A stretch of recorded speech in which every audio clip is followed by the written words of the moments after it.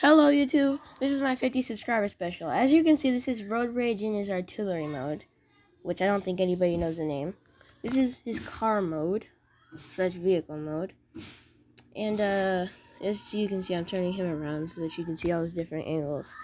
This is him with the firing videos I made because I don't have anything that looks like an actual gunshot, actual gun shooting.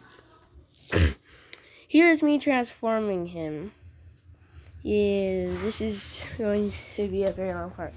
And then I also show in his robot mode all his artillery, all his posing, articulation, posing stuff.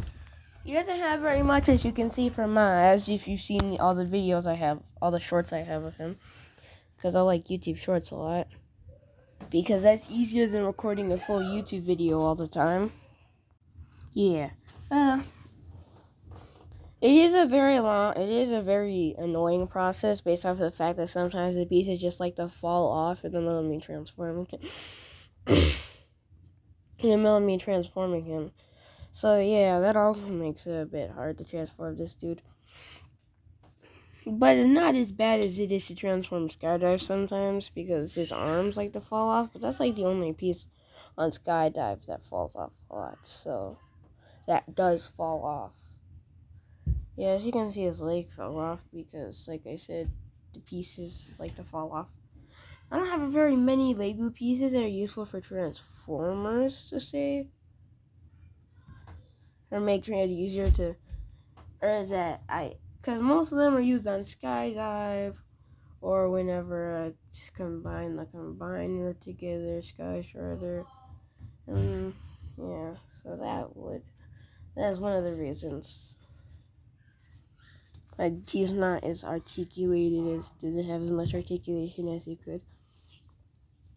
As you can see, I am turning around the little wings on the back of his vehicle for him.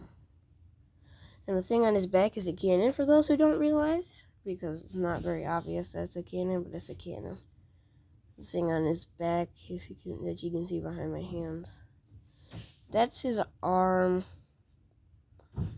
You'll see some articulation in a second when you see me move it forward and backwards and up and down. Those are little flaps that I have pulled back because it's annoying to deal with when being in the way of the arms. I'm going to show some articulation now. Let's shoot it now. This is what I have in the cover. But here you go. Here you can see me bending his arms to give it more space.